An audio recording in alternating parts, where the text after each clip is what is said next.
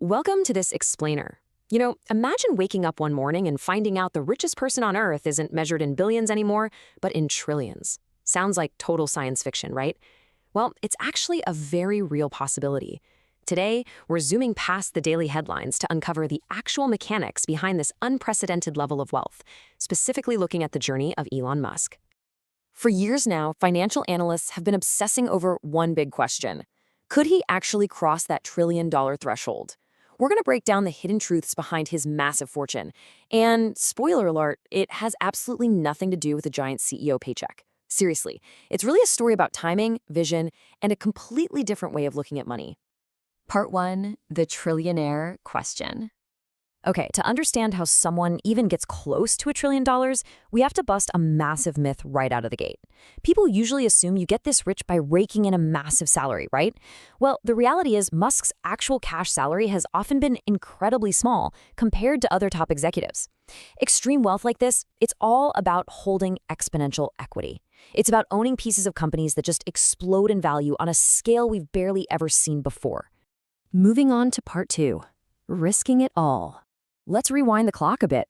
Back in the 1990s, Musk co-founded Zip2, sold it for hundreds of millions, and then rolled those dice again on a startup that eventually became PayPal. When eBay bought PayPal in 2002, he walked away with well over $100 million. Now, at 31, he could have just bought a private island and chilled for the rest of his life. But instead, he did the unthinkable. He poured almost every single cent into 3 totally unproven startups: SpaceX, Tesla, and SolarCity. I mean, experts at the time were literally calling it financial suicide. Which brings us to part 3, the 2008 turning point. It is so easy to look at him now and forget that success was absolutely not guaranteed. By 2008, he was basically staring into the abyss. Tesla was burning through cash like crazy, SpaceX had just suffered 3 heartbreaking rocket failures, and the global financial crisis had completely frozen investments. Just imagine that whiplash, going from a super wealthy Silicon Valley prodigy to literally having to borrow money for rent and groceries because every dime you had was tied up in failing businesses. But then, just as total collapse seemed like a sure thing, they pulled off a miracle.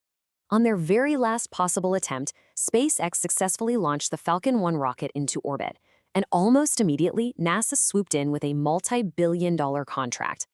That single moment of survival, that is what saved his empire and laid the groundwork for one of the wildest wealth-building runs in history. Let's dive into part 4, how paper wealth works. Surviving 2008 was huge, obviously. But how did that turn into hundreds of billions of dollars? Well, here's the big disconnect for most of us. When we hear billionaire, we automatically picture a giant vault full of gold coins or some bottomless checking account. But that's a total myth. Modern net worth is strictly about the estimated value of the assets someone owns. So when the market decides Tesla or SpaceX is worth more, Musk's slice of the pie goes up instantly, but on paper. And that right there is exactly why his wealth just went to the moon. He didn't get this rich just because Tesla sold a bunch of cars. He got this rich because Wall Street completely shifted how they viewed the company. Investors started valuing Tesla as an AI company, a robotics company, an energy powerhouse, and the future of transportation. Every time the market imagined a bigger future for this tech, his equity value just skyrocketed. Part 5, pricing the future. This actually brings up a super fascinating economic concept. Investors don't just price these companies based on what they're building today. They price them on what they expect them to do tomorrow. The market isn't just looking at today's reusable rockets. They're pricing in Starlink becoming a global telecom giant. They're pricing in Tesla perfecting autonomous driving, and even Optimus, the humanoid robot that could completely upend global labor. They're quite literally putting a dollar value on a sci-fi future. And the difference in business models here is just wild.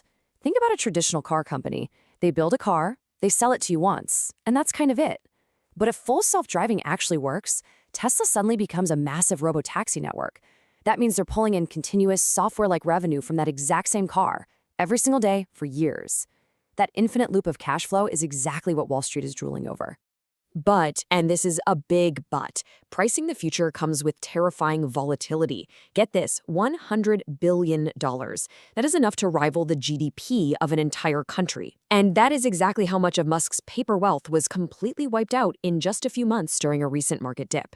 And the craziest part? Not a single factory closed down, no rockets exploded. The market just changed its mood. That is the double-edged sword of paper wealth. Part 6. The power of leverage. So, how do you actually insulate yourself from those wild market swings and build a fortune of this size? The biggest takeaway from this whole explainer is one word: leverage. And by leverage, I mean stepping away from trading your hours for a high salary and instead building massive, global systems and actually keeping ownership of them.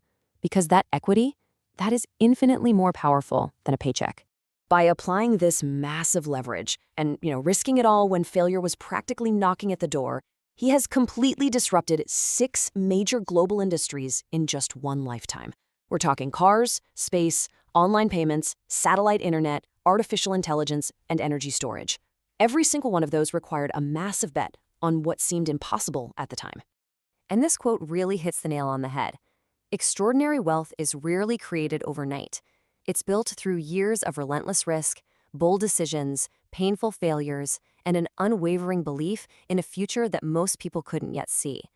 His fortune isn't some magic trick or shortcut. It's the direct result of placing huge bets on the future, holding onto that equity through the painful lows, and waiting for the rest of the world to catch up. So as we look ahead, the wild, unpredictable nature of the global economy leaves us with one really fascinating question. With brand new competitors emerging, changing regulations, and shifting markets, will these global forces actually stop him from becoming the world's first trillionaire? Or is it really just a matter of time? Thanks so much for joining me for this explainer. Keep questioning the future, and I'll see you next time.